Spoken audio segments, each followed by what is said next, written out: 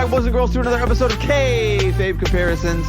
My name is Mr. Knowitall, Daniel John Schafer, and I am joined here once again by one half of the Kayfabe crew. Introducing only today, he is the king of the Kayfabe kickflip, Mr. Wex, breakin Lawson. Wex, how we living today, bud? We are living fantastic today, celebrating good shit all around and, ready to talk a lot of juicy stuff in the news, some good stuff on our top five today. I'm just looking forward to this whole episode overall, Yes. We're running on a thinner crew, overall compared to what we had last week, but it's still going to be a good show. Still going to be a great show. Yeah, the wayward son of War Trace is out there in the holler, and we are going through the fall season, the beginning of it, and he is dealing with some seasonal allergies, which is kind of keeping his voice from sounding like a rough Kermit the Frog type impression. So we're going to let him sit out this week. And I'm actually going to be out next week, but we'll get to that later. Before we do, let's talk about last week, man. Top 5 women of wrestling. It was a great show. Got a lot of interaction. Having Jessica Rosenberg on was invaluable. She was really great. Definitely going to have her on more in the future. Really good stuff, man. I got a lot of really good feedback from that. We got a big spike in downloads. She did a really good job of promoting it. Love you, Jess. Please come back on anytime. Wex, did you get any good feedback on last week's show? Definitely. And got a lot of upticks on the TikTok from everybody's picks. And I think having that true feminine side on picking the top women's wrestlers really helped elevate that episode. And everyone seemed to like it, especially the YouTube had a little spike too. Everything was doing good with that one. Yep. I liked it. It was a good show. We were kind of all over the place, which is what makes shows like this really fun. Yeah, man, we got a lot of meat and potatoes going on here today. Today we're talking about the top 5 non-wrestling, non-wrestlers that were the most important in the wrestling business. So I'm really excited to get to that. It's a list that doesn't get covered very often. And I think we're going to have a really good take on our picks. And also, dude, so much news, so much happening in the world of wrestling today. Man, it's going to be a good show. For sure. So I guess we'll just go ahead and do like we always do and start off with the WWE news. And there is a lot of stuff happening as of today, hours earlier. And pretty much all the commentary teams on every single brand of WWE are completely changing. Jimmy Smith completely gone from WWE now. Nobody saw that coming, right? I mean, nobody saw that coming. I mean, sheesh. I mean, he was better than what's his name? Adam, Jeff Harvey. The guy that said Jeff Harvey. Yeah. Oh, yeah. Mike Adamle or whatever. Mike Adamle. Yeah. Way better than that guy. But still, he's not a wrestling commentator. He's an MMA guy. It's not the same. It's just not the same. And he's not like a MMA guy who was also a wrestling guy. He was just a pure MMA guy. Right. Didn't work. But dude, we're getting Wade Barrett on SmackDown, Booker T on NXT. They're really shaking it up, changing up. Yeah, I'm all for it. I love the shakeup for sure. I love having the mix, and apparently the pay-per-view commentary team is going to be Corey and Cole, and then McAfee will join them after College Game Day is over. So I like that too. Yeah, that's a great team. McAfee, Graves, and Cole is a great team. I'm really excited about the direction of commentary for sure. Oh yeah, it's gonna be great. And we got the Extreme Rules pay-per-view coming up this weekend actually, and it's got some hype. I'm probably not gonna watch it live. I'll go back and watch it probably the next day or something like that. But same, yeah. There's still gonna be some good matches on there. Seth Rollins, Riddle, the Fight Pit. You got Daniel Cormier. I don't know what the fuck you say it, but from USC, and you maybe might see some Brock Lesnar pop in there because they've had a little. They got a history, which would be kind of cool. They do. Yeah, I think they're doing a good job of building it. It's a B pay-per-view. No one expects Extreme Rules to knock your socks off, but I think there's some good enough stuff there to generate enough interest. Specifically Riddle and Rollins. I think that's the money that's happening in WWE right now. I know we don't talk very much about the weekly programming, but honestly, it's just because there's so much of it that it's like there's not really a point either. Either you watch it or you don't. And I don't watch weekly. I do follow what's going on. But there's just so much, you know what I mean? And to me, the only thing that's sticking out right now is Sami Zayn and the Bloodline. That storyline wise, that's the best shit. That's the best shit on TV for sure. And then, period in wrestling, in my opinion. And then you got the Rollins Riddle thing is the only thing that the only pro wrestling thing in WWE that I'm really into right now is Rollins and Riddle. Yeah, I agree. And then we're finally, I guess, going to get the reveal of the White Rabbit, which is probably going to be Bray Wyatt. I'm sure. I mean, so it I has guess to be, we'll right? see how they're going to interject him in there. Like, I don't know who he's going to start feuding with, how he's going to debut, but I'm pretty sure the White Rabbit will be Bray Wyatt at Extreme Rules. Yeah, it might be. There is a crazy rumor that is very possible that pectoral surgery, some people recover a lot quicker. It's just the way the body heals. Cody Rhodes is doing a lot of appearances without a sling. Could possibly be Cody Rhodes. I mean, that would be if you don't have Bray, that's the only thing that would make sense to me. At least on that level, you know what I mean? Like to me, that could be the major swerve. So like, if they don't deliver with Bray, Cody's the only thing that would save it. Yes. And I mean, that is a small rumor going around that it could be Cody. So if it is, awesome. I'm not mad at that either. But I think those are literally the only two people it could be. Well, I guess we'll see. So even if I don't watch it live, I will be probably checking on Twitter, seeing what's popping off, seeing what happens with that for sure. Definitely. What else we got in WWE news? I mean, that's pretty much the meat and taters of the WWE news. That's all. Like, did you see what happened today? Popping off. What? Did you see what happened? Maybe even like 3 hours ago. Oh, is there something new that I missed? Yeah, it's kind of a bummer story. Sarah Lee, she was one of the top contestants on Tough Enough 2015. She just had their third child with Weston Blake, who used to be Blake Murphy, one of the Forgotten Sons. She passed away today at 30 years old. There's no details on how or why. But I know postpartum depression can be a thing, and that's just what's being talked about. I'm not going to sit here and say that's what it was. I'm not going to sit here and say that she died, she killed herself. I don't know. I'm not trying to be flagrant. All we do know is that she was 30 years old in good health and is now no longer with us. Wow, so, I did not hear about that. Fuck. Yeah, I mean that's just really tough, man. Especially me being like a dad and like she's got 3 young kids, man. I mean young kids, and that's tough. It's really tough. And I mean, I know we don't really talk a lot, highly of Blake Murphy on the show as far as maybe his political views or even his in-ring style or whatever. But I mean, dude, when you're a dad and you got 3 kids, and it's rough for anybody. So definitely thoughts, prayers, vibes, all the good stuff. That sucks. That family for sure. Bummer, that sucks. Man, yeah. Definitely don't want to bring it down too much. But since we're talking about sad shit, let's talk about what else we got going on in the news. So, speaking of sad shit, what's really fucking sad, honestly, is that 2 people not being able to stay fucking professional have to undermine which was a very, very good wrestling card and a good show. And I didn't honestly know what happened until like deep into the show once they announced that 10 wasn't going to be facing Andrade anymore, and it was going to be the Trios Championship match with Dark Order versus the Death Triangle.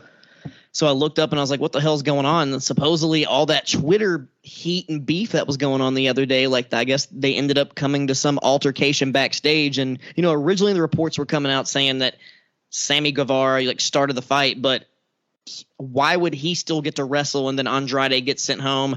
Doesn't make any sense. But apparently other things have came out since then saying that Andrade basically instigated everything. And people are saying that he's just trying to get himself fired at this point, which I don't think fighting people backstage is going to help. But also, Sammy, Guevara has also had some stuff with other people backstage, like Eddie Kingston, which I'm not saying that he is the asshole that everybody thinks he is, but there's always 2 sides to every story. And I just don't think that they would just let him stay if he went up there and just started trying to fight Andrade. And I don't think he has the balls to just go up and just try to start a fight with Andrade, to be honest. I mean, they just need to let Andrade go, dude. I mean, what you're not losing much. Let's be totally honest here. He's a great wrestler, but you're just not losing much, man. He's never going to be past the mid card. I don't give a damn how good he is in the ring. He's a mid card guy. I mean, and to be honest, dude, you know me. I'm an old wrestling fan. You know what I'm saying? And I genuinely believe that where there's smoke, there's fire. And I do believe there's probably some of this is real. Some of this is a work, dude. Some of it is a work. There's no way that Tony Khan allows the Elite CM Punk thing to happen, and then this happens right after it, and just nothing. It was too public on Twitter. It was just too much. It's right. It's too way out there. It's too loud. It's way too loud, right? Is it just me? Am I just being the crazy smark that's thinks everything is a work? But dude, also too, like, okay, the CM Punk Elite thing, no one's arguing. That was real. That happened. That just came out of nowhere. That happened, right? But we got a massive spike in ratings after that happened. You can't tell me that Tony Khan's not thinking, hey, maybe you guys don't like each other. Maybe we stoked this fire a little bit. Worked in the past. Maybe it'll work again. Worked just very recently for us in our favor. If we can make this look like a shoot, maybe we can. I think that maybe AEW is getting to a point where they're really working everyone. Literally everyone. The way pro wrestling was 20, 30, 40 years ago. They started with literally the MJF everyone. thing. MJF's turning babyface, by the way. We all see that coming. Oh, and it's excellent.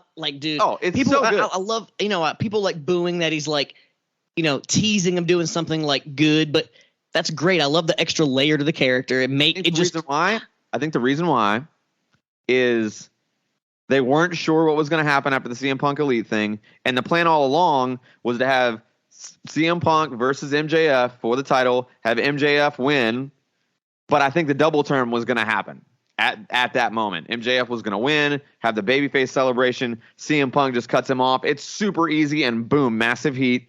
But now they're like, well, CM Punk's probably not coming back, so might as well just go ahead and push this babyface thing since our champion is already a babyface. See what I'm saying? Like, makes way more sense to me. Dude, his match with Wheeler Yuta last night, that's his first match after forever. It was a fucking great wrestling match. Dude, people try to talk shit about MJF like he's a promo, he can't really go. Dude, he proved last night he can fucking wrestle. Not only that, too, but I dare say that's been and Yuta's had some great matches. It's the best match I've seen of Yuta ever. Dude, everything worked there. Like, the story they already had between the two from having the past, working with each other in the working with each other on the indies for years. But, dude, the story they told in the ring was dude, the crowd ate it up. I ate it up. I was just cheering at my TV. Like, I was like, this is fucking wrestling. This is so good. I would take MJF over Yuta, MJF and Yuta over Yuta and Garcia. Like, dude, I know it was a great wrestling match, but it's not the same. You have to have both. And I bet you MJF versus Garcia would be great. Oh, I'm sure it would. MJF has that fucking it factor. Because they're both. Okay, he's got the massive it. Dude, he's got the Stone Cold, The Rock. Like, he's got the it factor. Like, he is like he's not just a main event. He's an and Garcia guy. Are good in ring guys, but they don't have the full package. He's the guy that can go work with anybody and get it done. Yeah, and make both of them look great, and win or defeat. Yes, like Wheeler Yuta came out looking fantastic after that match. Yeah. Oh yeah. Yeah. I mean, Yuta's been on a tear. This whole back half of 2022, he's been absolutely just doing nothing but raising his stock. Glad to see it. I know an old homie from some of our close friends for years and years, so it's really cool to see somebody that close to the circle get in a massive, massive push. I mean, I'd say he's top 50 wrestlers on earth right now. Oh yeah, for sure. And it's really hard to get there, guys. So hats off to Yuta. But I mean, dude, like, there's nothing better than watching this rise of MJF. There's nothing better. I mean, CM Punk is the absolute worst for ruining that comeback. He's so selfish and so terrible, and I really, honest to God, never want to see his face again. I just don't ever want to see him. I don't even want. I don't want to hear a promo. I don't want him to come back for any. I don't want him to go to WWE. I don't want to ever see him again. Period. I don't want to see him. Good riddance, Good riddance. It's not the fuck out of here. It's just not worth it. Well, speaking of comebacks, we got Brian Cage on TV last night for the first time in forever versus Wardlow, and dude, was like the definition of a meat slapping goddamn. It was a banger. It was such a good match. Good match. Yeah. And the crowd was so into it, and I'm just like, dude, where the fuck has Cage been? Because Cage can do this with anybody. Ever since Lucha Underground, I've known that Brian Cage is the man. They just seem to give him the ball, let him do some shit, let him do some. If he's going to be in Ring of Honor, let him fucking take a mid-card title, TV title from Samoa Joe, something. Yeah. No, I agree. He needs Samoa Joe doesn't need the title at this point. Like, Samoa Joe is on fumes, baby. I love Joe. Yeah, I love him. But he helps. He's just so done. Get storylines along because of who he is in his status. You don't really need him as the champion. Should be the kayfabe president of Ring of Honor. Joe should be the kayfabe president of Ring of Honor. That would be perfect. Mish. Yes. And also, dude, speaking of Ring of Honor, Jay Lethal, Ring of Honor got him versus Darby Allin it's crazy. They had such a good match, but it was like almost the opposite of what happened with the first match and like the ending, but they had a very good matchup. But Jay Lethal also gave that code of honor handshake with Darby Allin, and Sanjay Dutt and old Satnam Singh got pissed off. So we'll see what happens there. I don't really think anything really is going to happen unless they just break them up completely. But I don't see Jay Lethal turning babyface unless there's out of a shortage of babyfaces for Ring of Honor, which I don't really know what the roster completely is at this point and what they're really doing. If it's kind of be like a side story in AEW, if they're going to get some streaming, they've kind of teased that, which I hope that comes. Even if it's a YouTube or HBO Max, something that's weekly Ring of Honor, I would totally watch it. Yeah. They need something, and it needs to be on a streaming service. I mean, YouTube is fine, I guess, but they need it to be, in order to have more clout behind it, even if less people see it. I genuinely mean that. I think that in the pop lexicon, they need to be on an actual streaming service. Even if it's significantly less people that would see it on YouTube, YouTube just doesn't have the same allure. Unless it's HBO Max would be nice, and I think it could work. It fits perfectly with that and especially if you got the crossover between AEW wrestlers coming on there, just like it happens on Dynamite, it would definitely get some pops. Chris Jericho, come on now. Yeah, totally agree. And I think that Jericho is the right person to have that title right now as well, especially pushing that brand. I know I said that last week, maybe the week before, but yeah, I'm loving it, man. I'm loving it. What we're seeing. The Bandito Jericho match was insane. So fantastic, which he got signed to AEW, which is a great fucking pickup. As he should, yeah, as he should. Now you can go ahead and let Andrade go, because I have way more weight in Bandito. He's got at least, even if he's not going to cut a great promo, he's got a much better character. And they signed Roosh, so like they have. Yeah. Well, Roosh and Andrade are like a thing. I know they're like brothers, but make them a tag team. No, I'm fine with that. Put them in the tag team division, because Andrade. They're related. Stop trying to make him. Stop trying to make him. He's not the guy. He's not that guy. He's not that guy, pal. He's not that guy. He's pretty good though. He's pretty good. Decent. He's pretty good, but he's got the fucking character of a cardboard box, man. He's just so boring. Like, it's not like oh, you're being racist. Like, dude, I don't care. Eddie Guerrero was charisma oozing out of him. Like, Andrade is not that guy. Like, it's great wrestler. Honestly, it's almost like the Alberto Del Rio gimmick. It's just like, I'm in a suit and I'm rich and I have money. That's like exactly he doesn't. It's not really much beyond that. He's a better wrestler than Alberto Del Rio. Oh, yeah. But yes. But honestly, worse personality. Del Rio definitely had a better character. Sadly. I mean, we did get some physicality from Saraya. Yes. So I think they're going to slowly tease and build that match between her and Britt Baker. Maybe That's what's a match. Happen. Maybe a match. We'll see. And they'll just map it out the right way. And that's cool. That's cool fun. to see. It's kind of like Stone Cold coming back for his match, Yeah. That's cool to see. Like, that's fine. They'll test out what they can take. Like, maybe you could take a suplex. You could take a DDT, Yeah. I like that. Which is cool. I love to see that. Yeah. I'm into it. Totally into it. All right. So do you think it's about that time to head into the meat and taters of the show?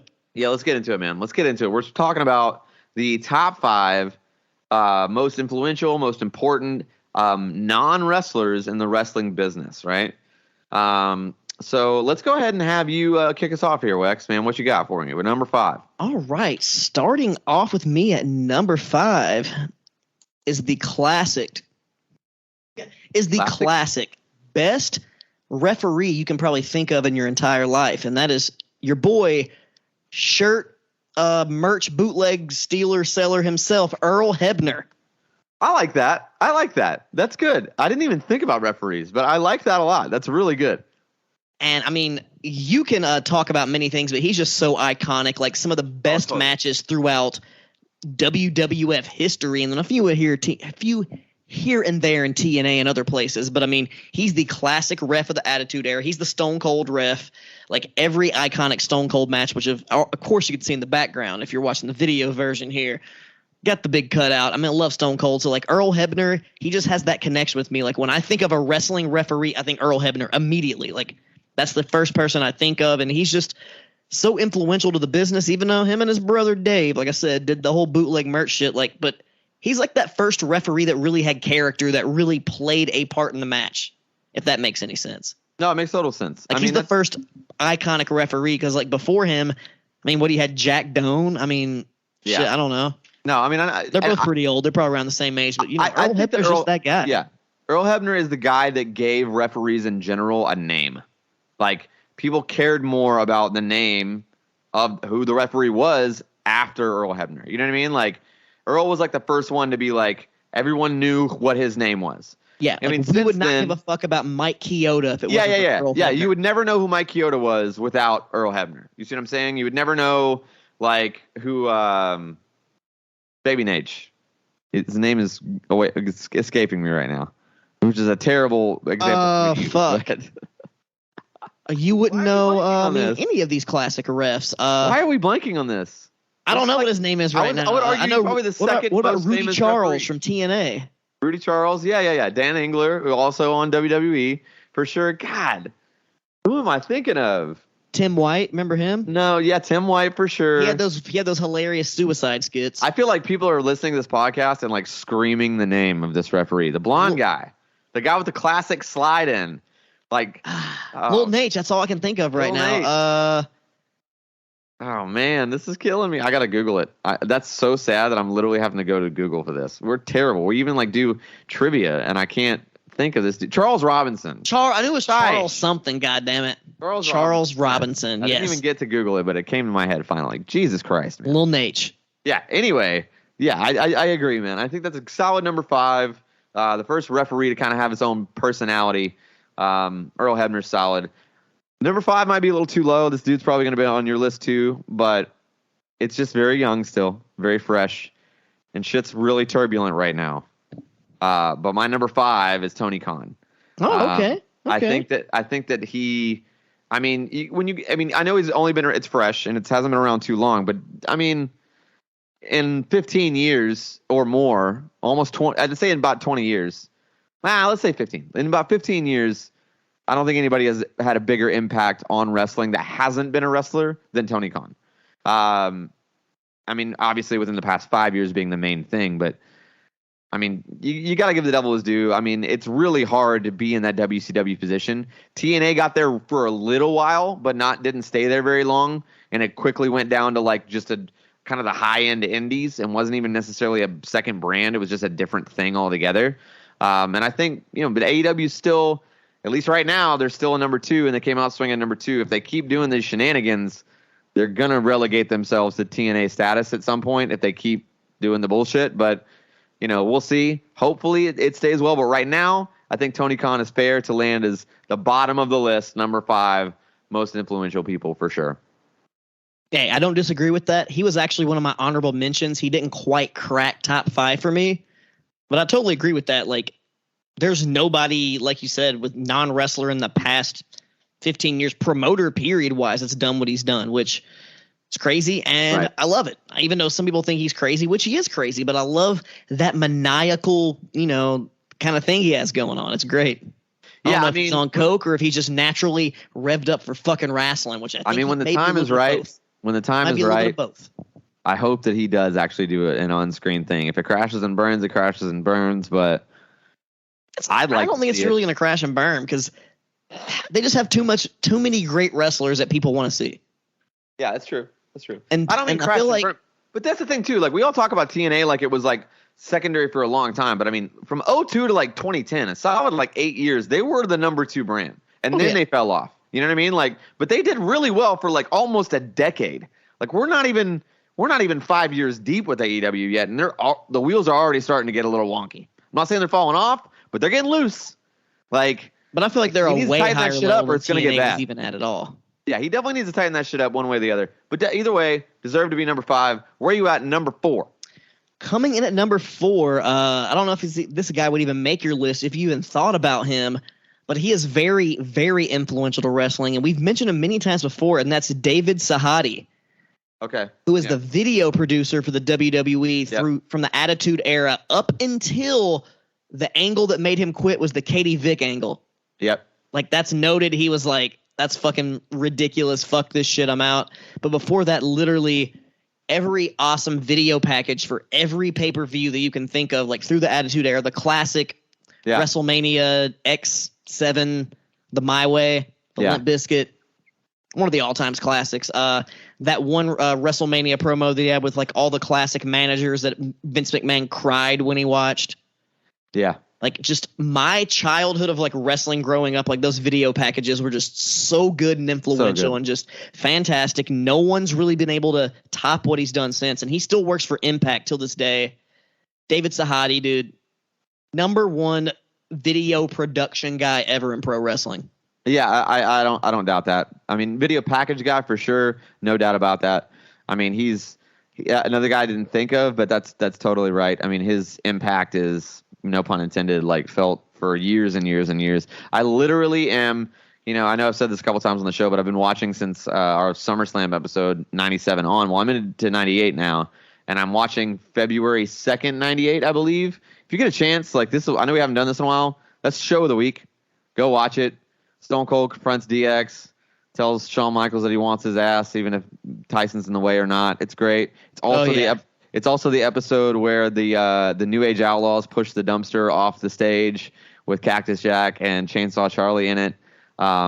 Really good stuff there. I forgot how well that was written.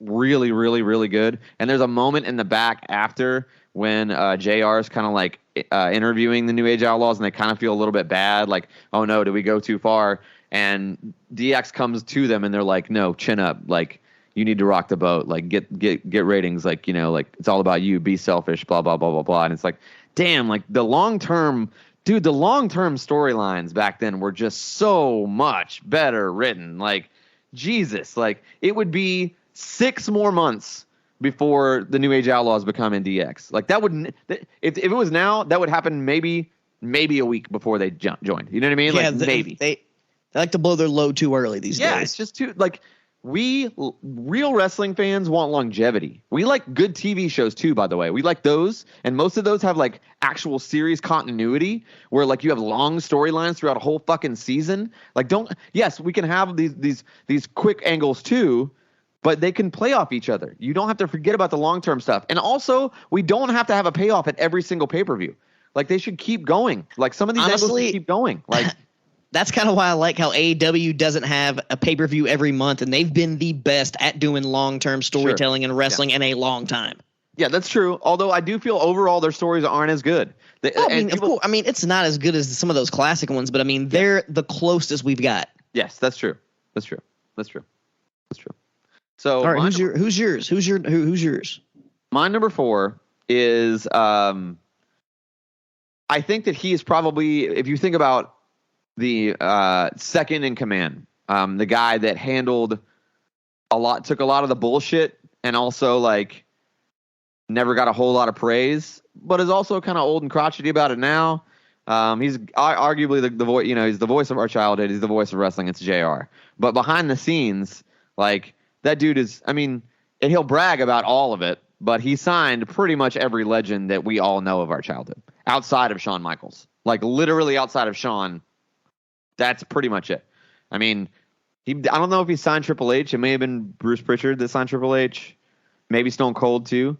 But from The Rock on, so from 96 on, and 96 to like 08, he signed everybody. Everybody. Like, think about 96 to 08. Now that's like 12 years. It's not forever, but the landscape of wrestling from 1996 to 2008, that's cream of the crop, highs and lows and everywhere in between. You know what I mean? Like, the dude has an eye for talent. Not only is he the voice of our childhood, the greatest play-by-play announcer of all time, but his behind-the-scenes contributions, I think that if he'd never been on TV as an announcer, he'd still be one of the most influential non-wrestlers in the wrestling business ever. And honestly, when he did get in the ring, when he did get beat up, there were memorable moments. He made the most out of everything he's ever done in the ring as well. Obviously not a wrestler, but it's like anytime he's ever been in the ring, I don't think he had anything forgettable. I'm not saying that it was all great, but it was all memorable. It was all like Jim Ross was a needle mover on screen, even though he wasn't a wrestler. You know what I mean? Of course, yeah. I totally agree. That's an excellent pick. Yeah, number 4, Jim Ross. I actually thought a lot of these were going to be the same for us, so I'm glad they're not. But yeah, man, who you got next? All right, coming in at number 3 is right. What's number 3 right now? So our bronze medal coming in at number 3. Obviously, on my number 4 pick, I talked about some visuals, but I'm going to talk about somebody who gave us the sounds and the soundtrack to our fucking childhood, and that's Jim Johnston. he made every single song to every fucking WWF wrestler that we grew up with, like going back from like way back in the day, like up until his late butt rock years. You know, there were some bangers here or there, but Jim Johnston is the man, dude. The Stone Cold theme song, If You Smell What the Rock Is Cooking. D-Generation X. It's a D-Generation X. It's all about the game and how you play it. Yeah. Ain't no stopping me now. Like, I could just go on and on and on. You're dealing with the real deal now, you know, the Ministry Undertaker, every iteration of the fucking Undertaker. Yeah. He is the man. And I think it was really fucking stupid of him to let him go. Like, he should still be like the legacy, like, advisor guy. Like, even if he's not making the music, like, no, that's not gonna work. Yeah, give him a Legends deal and put him on like just a advisor retainer. Like, sure, you don't want to use his music, but like, dude, he is the soundtrack of WWE and WWF. Every song, even the songs that are performed by famous bands, he still wrote the original version, like Batista. The original version didn't have the butt rock vocals. It was just you remember. Yeah. It's just Jim Johnston was the man. I have the WWF anthology CDs, like all of them. He's the man. Yeah, and he's great. Without him, I don't think we would have that same connection. Like when you hear that Glass Shatter or If You Smell, like it just hits different. It's a different vibe. So or do we hear that do meow? Are you ready? Come on now, dude. Come on now. Yeah, dude. I think that, I mean, for me, honestly, that D-Generation X song, it was like 97, right? When it first started playing it. And so, like, I think that was the first time that I, like, heard screaming in a song that wasn't, like, a metal song. You know what I mean? It was like, because this is, it's almost like rap rock, but, like, dude, Korn was, like, 99. You know what I mean? Like, more they like weren't. Rage Against the Machine with some more screaming. Yeah, Rage Against the Machine-ish, but, like, this, like, he screams in that chorus. You know what I mean? Like, Rage was like more like yelly, like I mean he's like screaming, like and it's like I was like I don't know, that was like this is badass, like this is amazing, this is super cool. Jim Johnston, man, definitely songwriting legend in the wrestling world for sure. Let's get into my number 3. I know that this is gonna ruffle some feathers, but you got to give the devil his due. On-screen character, running a company, beating Vince McMahon. It's got to be Eric Bischoff in my bronze medal. He definitely deserves it. He definitely is his own worst enemy, though. I think the reason why he didn't beat Vince McMahon is because he's Eric Bischoff. But I think the reason why he did beat Vince McMahon is because he's Eric Bischoff. So, like, he is who he's supposed to be. He wasn't supposed to be the top dog. I don't think that. I think his stubbornness and his arrogance keeps him from being where he could be. But I think he's also kind of made peace with that. I think he knows that, and I think he just enjoys it. He's like, I'm still a 100 millionaire if I'm not a billionaire, so I might as well like just keep being cocky and loving my life, which is great. He seems to be happy. All he does now is just talk shit with Conrad, which is great. I think he's way out of touch, though. I do think he's wrong about a lot of things now. But I think first of all, I think that if you and this is my only shit-talking thing about Eric Bischoff. I do think that if you genuinely believe in 2022 that the television ratings are the most important part, you're an idiot. Like, not especially when you're not even taking into account anything live streaming. Like, Hulu Live, YouTube, even if they are watching it live, it doesn't count. He's talking about cable. Like, if you don't have, like, who has, what are you talking about, dude? Who has cable? The only reason I have cable is it comes with my rent at my apartment. They just give you cable as a part of the thing. Otherwise, you think I would have fucking Comcast? Hell no. I'd be streaming it. Now his one argument is like, well, I do genuinely believe that it's still the majority, meaning that like there are more people watching it on cable than there are like watching it streaming. That's probably true, but I think it's closer than he thinks. He thinks it's like 10-15% streaming. I think it's more like 30-40% streaming. Yeah, like, for sure. And so at that rate, it's like I'd still say there's 3 to 4 million people a week watching wrestling to this, and on any, even if the numbers say, oh, it was 1.2 million here. Like, yeah, but like you're not talking about the darks. You're not talking about Rampage. You're not talking about all the clips and the highlights on YouTube. Just look at that, and you can see that there's more interest than just what you're seeing. They get millions of views for just random clips, so it's like What I will say though is when wrestling was at its highest and when TV ratings did mean the most, he did a great job, man. I mean, you can't say enough about. I mean, you have to think about how the WWF was pre-Attitude Era, pre-WCW being on Nitro. Like we had clowns and trash guys and goons and like Bastion Booger. You know what I mean? Like and that was the only thing that people had. Like WCW was really just Southern wrestling without anything at all. He was the first person to make it like real, like, you know what I mean, like to try to make it more reality based, more based on pop culture at the time. And I think he started the Attitude Era. I'll say that. Yes, I would say that. Yes, Eric Bischoff, started the Attitude Era with the NWO. That is really what started the Attitude Era. No doubt about it. And I don't think that, I mean, really pulling that off, that angle, that style had never been done before. People would say, "Oh, he stole it from New Japan." No, the fuck he didn't, dude. Japan is an island. It's very awesome. It's got great culture, great wrestling, whatever. They are not influencing the entire world, especially not in pro wrestling. That was a genuine great idea of having, hey, let's bring these guys in from WWF and pretend he might have stole like the concept of maybe the bones. Maybe stole a concept of there being two companies that's actually one company and they put them against each other, but he didn't have the idea like, oh, let's bring in WWF guys and have Hulk Hogan turn. Like that's all him. Yeah, all him. I mean, you got to applaud there too. I mean, bronze medal, can't say enough. Eric Bischoff, I dare say that without him, without that happening, I don't think we're talking about wrestling the way we are now. Vince McMahon wouldn't be Vince McMahon now without that happening. Vince McMahon could have failed. It could have. I mean, 96 was a bad year. It could have just kept going, never had a spark from WCW, and pro wrestling itself could have just died off. At that point, it really would have only been massively popular for only about 10 years. 10-year fad makes sense. But because of the Attitude Era, because of Eric Bischoff, wrestling's never going away. It'll never be gone. Nope. So that's my number 3. Let's give me your silver. What do you got on the silver medal there, bud? Coming in at my silver medal is another guy who also ran his own wrestling company, but got a little help from Vince McMahon, and that is Paul E. Dangerously Heyman. We got the same silver medal. The same silver medal. All right. Well, I mean, and I just like, dude, ECW influenced basically modern pro wrestling of what we know today. Yes. Literally, like it influenced TNA, the X Division. That was influenced straight ECW.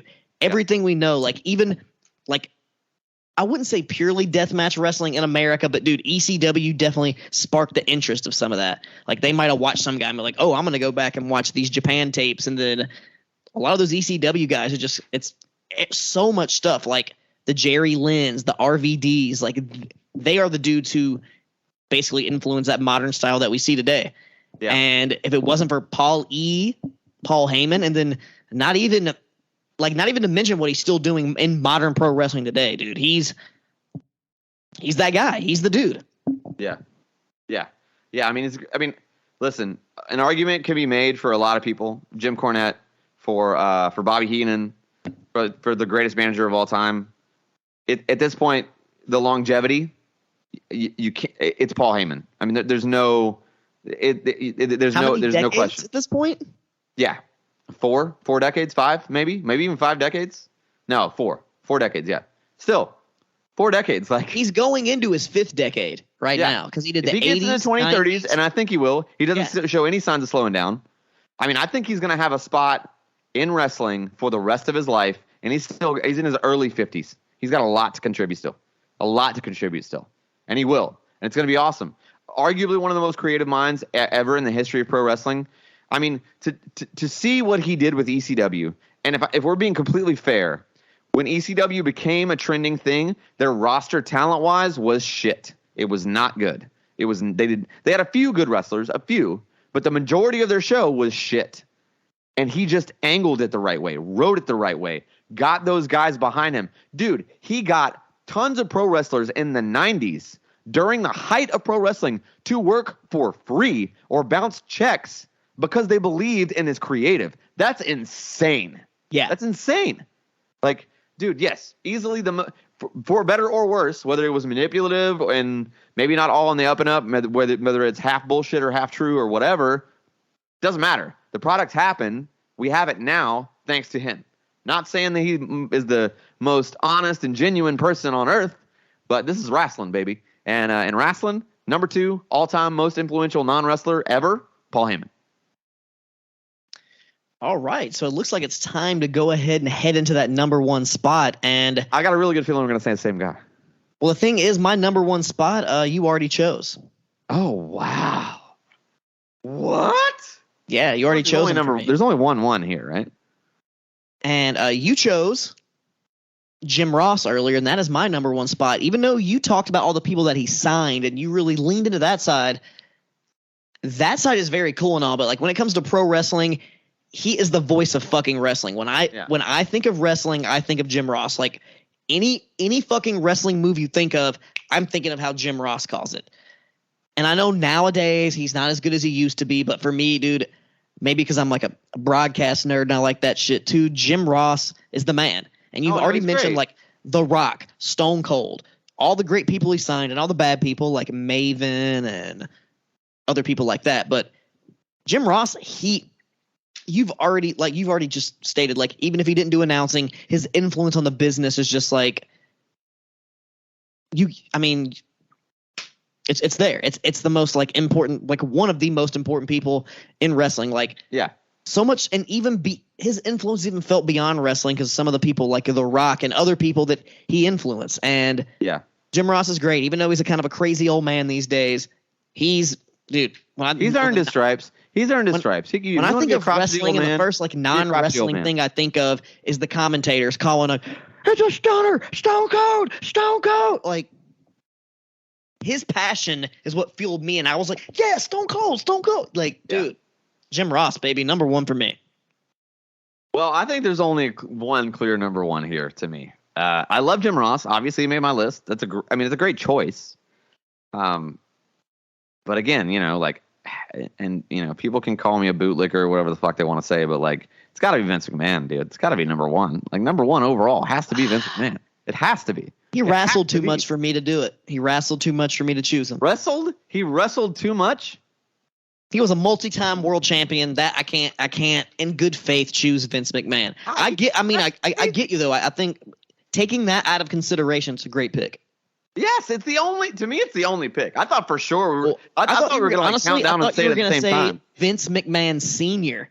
That's who I thought you were going to pick. Dude, because without him, you would have never got him, and we would have never got that, is all I'm saying. McMahon. I don't think anybody would consider him a wrestler. Yes, I know he wrestled. Yes, I know he won the title. But he won the title, and it was for a storyline. It wasn't like he went on a long reign and, like, had classic bangers. Like, you know what I mean? Like, I mean, shit, I genuinely feel like Jim Ross might be in more wrestling matches than Vince McMahon. Like, it's very possible. You know what I mean? Like, Eric Bischoff might have been in more wrestling matches than Vince McMahon. But Vince McMahon had higher profile matches. Stone Cold, God. Yeah, I mean, he's not a wrestler. You know what I mean? Now Shane McMahon, you couldn't say Shane. Like, Shane's a wrestler. Like, I agree. Like, even Stephanie's a wrestler. Like, had a run as a champion. You know what I mean? A run, not like I won the title and lost it back to the guy I was feuding with in the storyline. He was the ECW champion too. Same thing though. He overpowered Lashley. He had it for like a week or 2 and dropped it right back to Lashley. It's the same thing.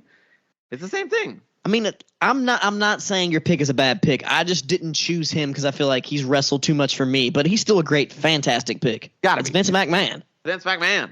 He is the god of this world. Like, he literally is the alpha and omega of pro wrestling. I mean, there's no way around it. None of us are here without Vince McMahon. Nobody's talking about wrestling in the United States in 2022 had Vince McMahon not happened.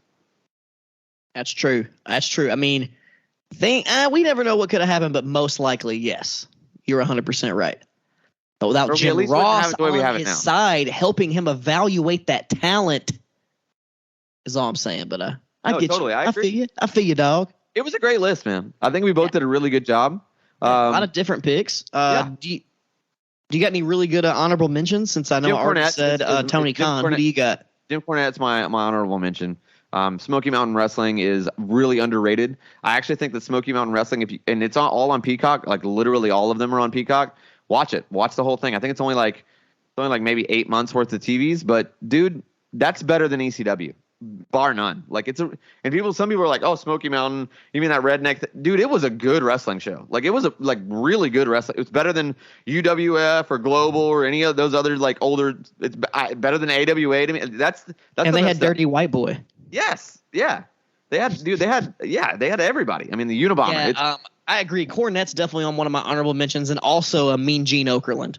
Mean Gene's solid. Mean Gene's solid as well. Not mad about that. Like he's another one. He's not the voice of pro wrestling, but he's one of those voices I think of. Like every classic promo, like Macho Man, Cream of the Crop. Like well, you know a Mean Gene. You know, like that's.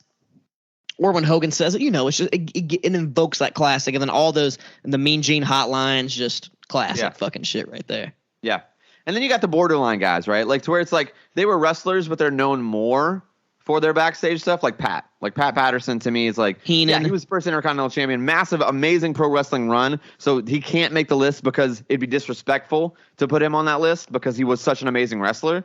But I would argue, especially in our generation, he's way more known for writing probably some of the best pro wrestling finishes of all time. He might be the smartest finish guy ever. Like, and that's just we would have no The Rock without him. Yeah, wouldn't happen. You wouldn't have The Rock. You wouldn't have The Rock. We wouldn't have that new DC Black Adam movie coming out if it wasn't for Pat Patterson. Yep. Pat Patterson and Deion Sanders. That's what Dwayne says himself. Those two guys are the reason why there was The Rock. And makes perfect sense. Perfect sense. I love it, man. This has been a great list. I had a really good time with it. I had a really good time with it. Let's keep it going here. We're going to jump into our Who Am I game of the week, and we're doing Who Am I TNA Asylum days. So obviously being Nashville boys, I don't know if we've said that enough on this show over the past 5 years, but you know, we're talking a lot about the old fairgrounds, the old stomping grounds. So we're going to do Who Am I here. Do you have your facts pulled up there, Wex? Oh yes, I am ready to go. Whenever, if you want me to go first, yeah, I'd like you to go first. Totally ready. Okay. Give me my 3 facts here. Let me get his. Okay. Let me get his facts from at least this era. Okay. So, I am still active in the ring till this day in the business and pro wrestling. Okay. I am a former world champion, but not in TNA. Okay. And during my first TNA stint at the Asylum, I wrestled under a mask gimmick. Who am I? Christopher Daniels? Not Christopher Daniels. Huh. Thought I had it right away with that one. I thought I was coming out of the gate swinging on that one. It's close. I mean, world champion, but not in TNA. Was I world champion in WWE? No. Okay. Was I a Ring of Honor world champion? Yes. Okay. Or a mask. Did I wear a mask in Ring of Honor? No. Okay. Am I Frankie Kazarian? No. He was Ring of Honor champion, wasn't he? No, he never was. Christopher Daniels was, but not Frankie Kazarian. Okay. I'm just going to keep asking questions here since there's only 2 of them. Yeah, fuck it. Keep going. Did I wrestle in the WWE at all? Yes. Okay.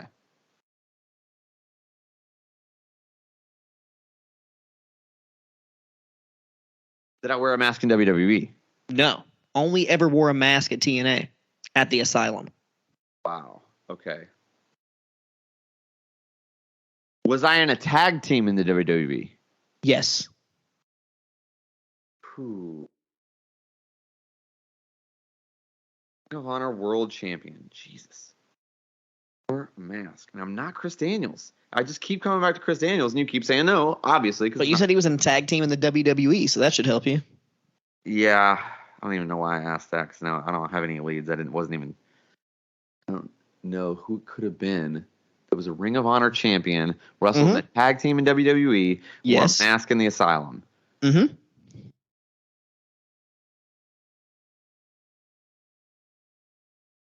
Original TNA, obviously. Yeah, and think about, there's only ever like 3 or 4 masked wrestlers in the Asylum. Just maybe that'll help you. Think. The only Any ones more questions you want? I'll give you some more questions to help. The only TNA guys that I can think of that wore a mask were like Shark Boy and in the Asylum days. I don't remember a lot of Lucha Libres there, so probably wasn't a Lucha guy. Yeah, it wasn't a Lucha guy. I didn't say he was a Lucha guy. He just wore a mask. I'm not gonna get it, man. You're not gonna get it. No, no more guesses. No more guesses. I'm done. Who was it? I'm talking about PCO. Pierre Carl Alouette. He wrestled as X during the Asylum. Yeah, that's right. I would have never got that. I forgot all about X. I forgot. WWE Tag Team, Ring of Honor World Champion. Yeah. Well, he did kind of wear a mask in Ring of Honor, right? I mean, it's not a mask. No, he never wore a mask. It's like an eye. Yeah. No, he just wore like a paint on. Wore face paint. He wore an eye patch when he was the pirate in WWF, but that's I know, but I think he wore. There was a PCO has changed. He wore the metal eye patch in Ring of Honor before he started doing the paint, right? Well, no, like he wears like a thing down to the ring, but he doesn't like wear it when he's wrestling. Oh, that's right. It's part of it. It's like a little Frankenstein gimmick. Yeah. It's his Frankenstein gimmick. Okay, all right. You ready for mine? Yeah, I'm ready. Okay, I am. Wait, go. What question? I've been studying the roster of TNA Asylum days. All right. I'm a one-time Ring of Honor Tag Team Champion. I am a 3-time TNA X Division Champion, and I never wrestled in the WWE. Have I ever worked for the WWE? No. Do I currently work for any major wrestling promotion? Not consistently, no.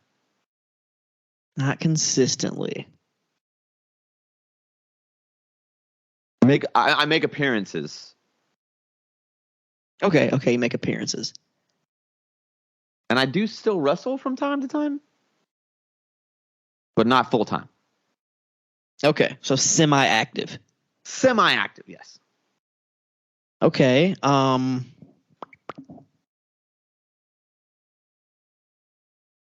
you said you're a one-time TNA Tag Team Champion, never wrestled for WWE. No. One-time Ring of Honor Champion. Ring of Honor Tag Team Champion, never wrestled for WWE.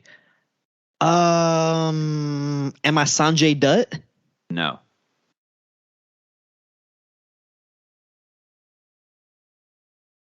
One time.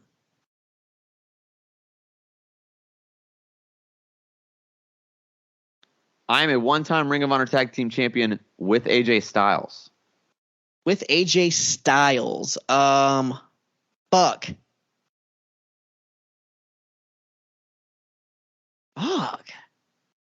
WWE Tag Team Champion. Never wrestled for WWE and a TNA Tag Team Champion. I will say this too, even though it's an Asylum Days guy, for the Asylum, I was more high profile than your choice. You're more high profile than who? Than the choice that you had. The choice that I had. Than PCO. I was way more high profile at that time than PCO.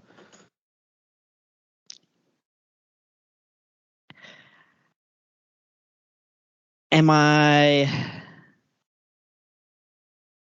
Loki? No. You're getting close though. You're getting close. Was I ever an X Division champion? 3-time. 3-time. That was one of my facts, so it doesn't count as one of your questions. Oh shit.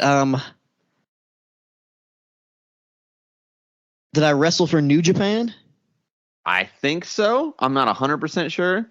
Let me double check here. I got the thing pulled up. I have wrestled for them, but like I've wrestled there, but I'm not a New Japan wrestler. Okay. Am I Michael Shane? No. Oh fuck! I really don't know. Hold on. I wrestled in New Japan as recent as 2019. 2019. Am I Frankie Kazarian? Also, am I Jay Lethal? No. Keep going. You got plenty of guesses. Chris Sabin, Alex Shelley. No. I created one of the most innovative moves that's still used Amazing today. Red. Yeah. Fuck. There you go. God damn it. Why don't I think I forgot him and AJ Styles were tag team champions together. Fuck. Yeah, it was brief. That was honestly my most obscure fact about him, but I knew if I said like I invented this move, you'd have been like, oh, yeah. Right away. That was good. That was a good one. You'd have been like, you really had me stumped. No? Amazing Red? Yeah. You really had me stumped on that one, though. My other pick was I bit Kenny Omega. That was going to be a clue. Because Ace Steel, he was at the asylum, so I was going to do that. That would have been good. That would have been good. I don't really know. I'd have to probably look up some facts. Because really, I don't know shit about Ace Steel besides that he wrestled with CM Punk at the asylum. Nobody does. If it ain't Six Pac or Run the Truth Killings or the girls dancing in the cages, I don't care. Oh my goodness, man. Wild stuff. So we're going to do a Would You Rather now. And since we're talking about, non-wrestlers, we're going to do two different Would You Rathers because we got a little bit of time, right? All right. So we're going to do my first and your first. Let's start with mine. Would you rather today start a wrestling company with Vince McMahon or Tony Khan at the helm? Today, clean slate, you're starting a company. They're going to run it. Your company, but they run it. No, I'm going Tony Khan just because Vince McMahon is just so old and out of touch. Like, I know Tony Khan's had some shit pop off recently, that doesn't look so good, but I feel he's better for the modern age. I'm still going Vince.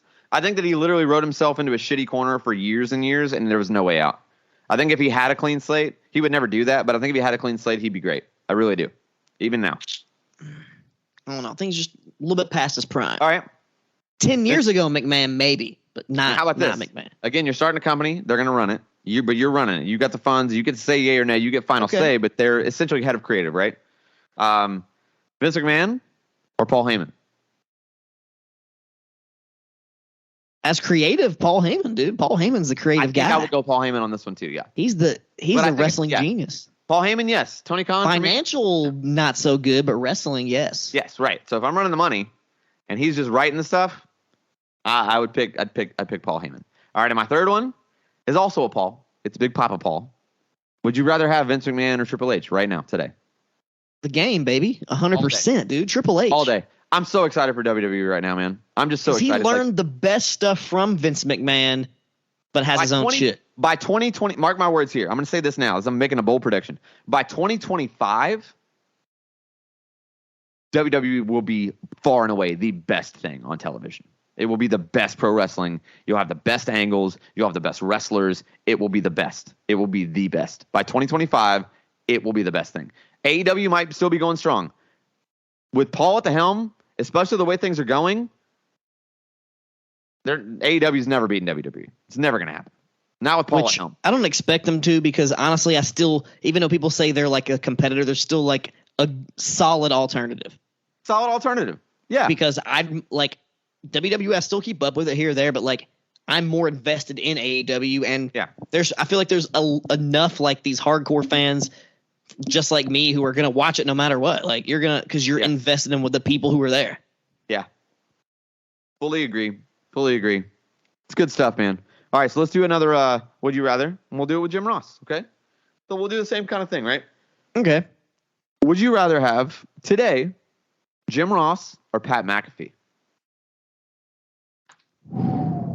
That's tough. Real tough, but I'm still going to have to go Ross for now. Just for now, but okay. I'm going Pat. It could change next week because Ross, you never know. Yeah. I'm going Pat for sure. I think the crossover is just too much. I mean, like he's mainstream as it gets. Yeah. And that's just, pop lexicon on top of the fact that he obviously does have a passion for professional wrestling, which him I love. and JR together, something like that, maybe. Oh, yeah, that'd be great. That'd be too good. That would be too good. That'd be too good, man. JR and Pat McAfee, my God. Dude, JR could be the straight guy, and McAfee could be like the JR role. Would be great. Like, not even wrestling. Like, dude, you know what? Well, they won't do it because he signed to WWE. But, man, if Pat McAfee's podcast could just get, like, 30 minutes with JR, they do, like, a 3-hour show. Like, get 30 minutes and just talk about wrestling. It would be so good. So good. because this podcast is unbridled, man. They let the motherfuckers fly on that show. You know what I mean? Like, they don't care. That's why it's the best like sports show, because it's like they can really say what like sports talk radio can't say. You know, like it's good stuff. It's good stuff. Big fan. Okay, so keep it going. Would you rather have JR? Now I'm trying to think of a talent. JR or Bruce Pritchard? Oh, Jim Ross for sure. I don't really fuck with Pritchard like that. Really don't fuck with Bruce Pritchard too hard. He's done a few things here or there, but overall, I'm not really a Pritchard fan. Never really listening to something to wrestle with, because I've never really gave a fuck about him that much to listen to it. Okay. I've heard it's great. You told me it's great. Jesse told me it's great. It's just... It was great. It's not great. Oh, yeah. I heard it ever since he went back to WWE. It's not been as good, But all that shit's in the archives. I would literally say, like, get on your podcast app, scroll all the way back, and listen to the first 5 episodes.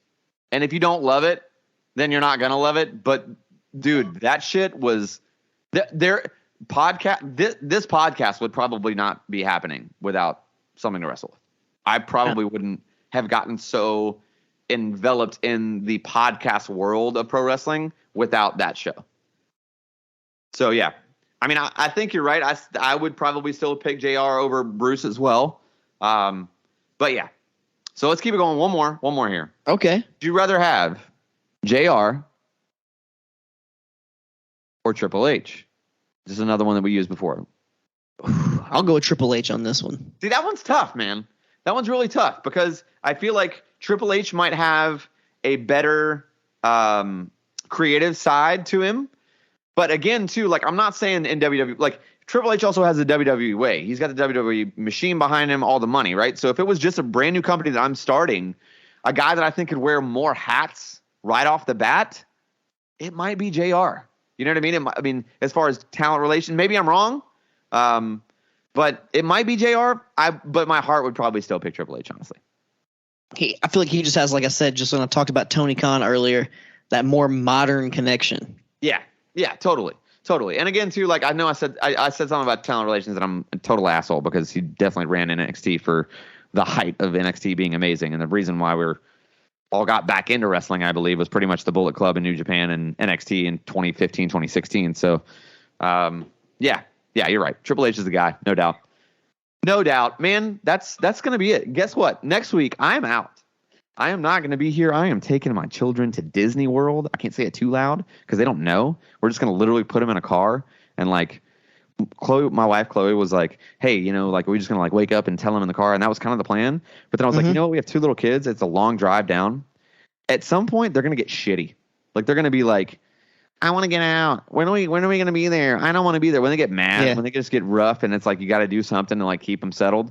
That's you tell them where they're going, and I guarantee they will straighten their shit up right. That's a good idea. You know what I mean? Yeah, so definitely. I'm really excited about it though too, because I'm obviously a very immature, late 30s guy. So I'm super hyped about going to Disney. It's been 20 something years since I've been. So I'm really, really excited. The kids are excited. Or they're going to be really excited. My wife is super excited. I am pumped. But next week, I don't even really know what the topic is going to be next week. But Miss Jessica Rosenberg will be back as well. So we'll have the full gambit. There might be even some more guests on the show. I'm not 100% sure. But yeah, next week is a mystery show, guys. It's a mystery show. You're going to have to tune in and find out what next week's topic is. As far as this week, though, man, we had a really good time. I thought me and Wex did a great job of holding down the fort, a 2-man booth in it. Wex, how'd you feel about the show? 2-man booth, classic. But, next week might be like top 5 references to JR's ass live on air. There's many things we could do. That'd be good, yeah. Top 5 stink faces of all time, maybe. That'd be good. Ooh. Rikishi Stinkhole, classic. Yeah. I can almost smell it from here. We got a bunch of stuff in the can, too, man. More stuff coming down the line. Top 5 botches of all time is coming down the line. Top 5 best wrestling T-shirts of all time is coming down the line. Oh, that's going to be a good one. We got a lot of good stuff. We got top 5 worst wrestling video games of all time. That's coming down the pipeline as well. It's going to be a good one. I'm excited about it. That's going to be real easy. Yeah. We got good stuff. I mean, we grew up in a little bit different generations too. So I remember some real shitty early pro wrestling games. But yeah, man, I'm excited about the future. we're cooking halfway through season 5 here. You know, we're ending the show and around WrestleMania season, and it's not going to be too long. We're going to blink and we're going to be on the road to WrestleMania, and Royal Rumble's right around the corner. And before you know it, it's going to be January, and as soon as the new year happens, that's how you know it's boom. We're going to be there before you know it. We're going to truck through it, man. I'm excited. Life is good. The show is booming. We've already got again, like the kayfabe comparisons is ending. We had a great run, 5 seasons. It's plenty for a podcast. Super happy to be ending it on that note. But I will say that the creators, the voices behind the microphones, if you will, are already plotting and scheming for what is next in the podcast world after kayfabe. That's right. So you rest you not, Mr. Knowitall will still be on your weekly podcast feed. Maybe after a little break, after we change some things around and figure out, lock it down, maybe do a couple test runs. But yeah, we still got a few months, man. I'm still excited. Kayfabe Comparison Season 5 rolling strong. You can always find the show at KayfabeCom on Twitter and Instagram, at KayfabeComPod on TikTok, and Kayfabe Comparisons on Facebook and YouTube. YouTube is like probably one of the most easily accessible, engaged things, especially for our age group. But yeah, if you're a little bit younger and you do actually use TikTok on a regular basis, we probably put more focus into TikTok because we just like it more. But YouTube is also a great way to check out the outlet, to see us, to see our facial expressions, and see us talk shit to each other. It's fun. So yeah, be sure to hit subscribe there. You can always find your boy, Mr. Knowitall, at Daniel Daybreak, literally everywhere. And if you want to send me something on Venmo, I'm there on Venmo. On LinkedIn, I'm at Daniel Daybreak. I'm literally at Daniel Daybreak everywhere. Find me. Wex, give him the script. Pretty much the same thing with me, but it's at Wex breaking the Lawson on everything. But if you're on Twitter, make sure you do the at Wex Lawson, Wex breaking the Lawson, because that old account kind of got fucked up. Can't get back into it. Got banned out. But everything else, Wex breaking the Lawson, like he said, YouTube, TikTok, hit them all up. Holler at your boy. Leave some comments. We'll give some feedback. That's my favorite part. I want to get some engagement. What do y'all think? Do y'all think Triple H is good? Do you think Mcmahon's good? Let me know what you think. Yeah, Triple H or Tony Khan? Tell us in the comments. Triple H or Tony Khan? You decide. We'll see you guys next week. We're out. Holla. Peace.